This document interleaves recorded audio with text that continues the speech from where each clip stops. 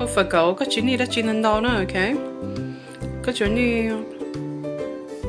就空里老师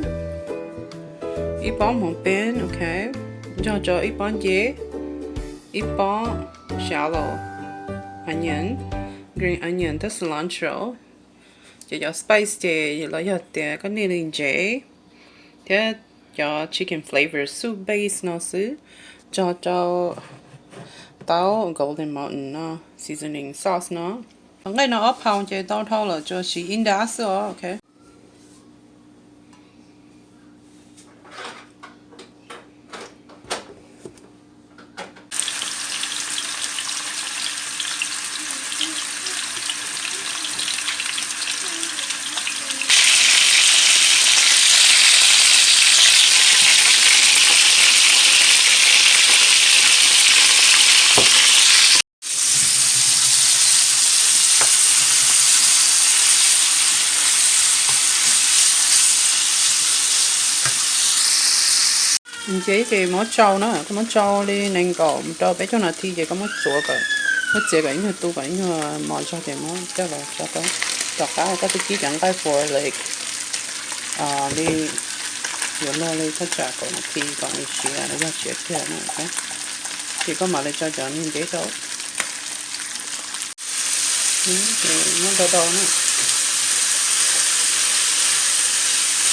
kỹ trình đấy á, có kỹ thì khi lấy kỹ là thì cái nó đo rồi có bảo thì cái đấy mình xỉa dưới à, thì mà cho đo thì nó dưới đo,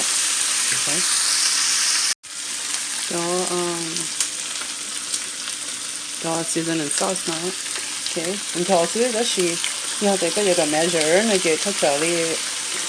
all tablespoon nữa, rồi nó nên phán chế lại cái chọn chế cái chỉ cho nên đo hả? Nó chỉ đo hết chút xíu còn mê đó, ok, xíu mê chế cho nó đo sớm, cái gì thầu nó chỉ chẳng đây thế chẳng chế những cái ký tao, ok thắt chặt đi cầu nó thi đó, ok, chẳng đây xí gì có ký cầu nó thi thì thắt chẳng chế thì cầu nó thi thì nó cầu nó thi thì chẳng đây đi sửa rồi, thì tại sao nó có chỗ ký cả chỗ đo thì có xíu nó mua xíu, ok. Chị một nó chị cho có ký cho tí liền nữa, ok,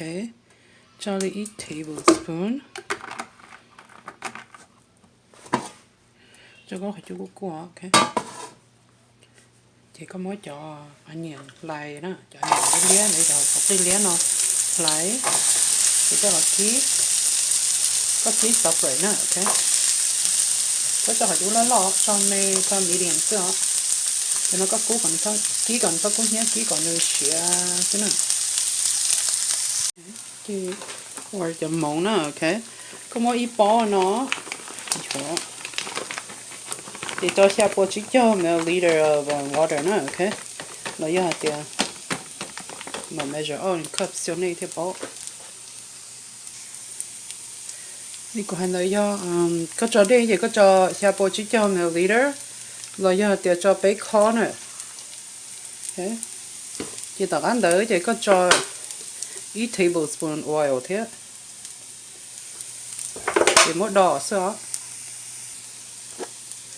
đỏ nữa ok có mỗi đỏ còn này tỏi rồi giống thì có mà lấy cho là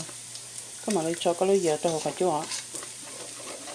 cái gì cái nói có cho đây chè xí nè một tí nó nó mà ôi gì xí có chỉ tài cho mỗi cho ô xế cho nhau mà cho là xí tỏ có đỏ còn rồi cho mình có mới chặt cỏ xíu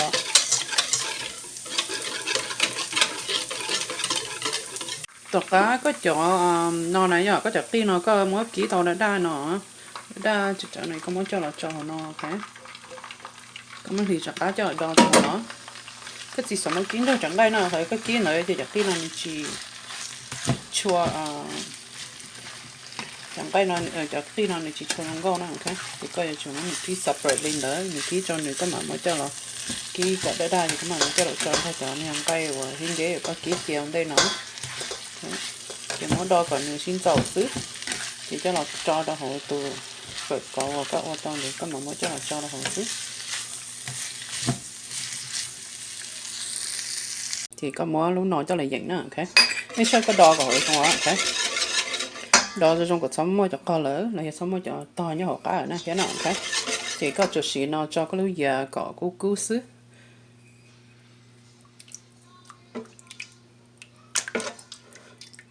cái gì cái tay nó xuống nữa ok cho nên những tàu bây giờ cho ngõ ok giờ thì nó chỉ tàu bổ đèn đó nó là có mỗi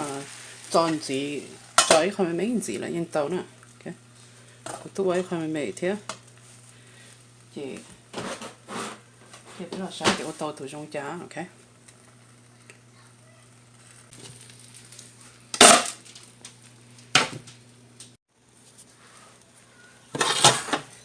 chị trong đó nữa ok chỉ sao để với sao để thay thế nữa chị có tao mà món đi sao có tao tới từ trong nó heo nó để thì có khẩu sứ ok giống như nó nữa ok còn nó chị còn nó do qua ớt nào tao đi thay trả chỉ cho tủ nữa nhớ là thì hay có khử tố rồi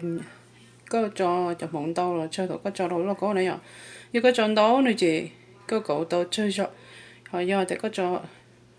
chơi này có cậu tao đó là cho nó cậu tao chỉ cho tủ nếu mà tao không có thế thì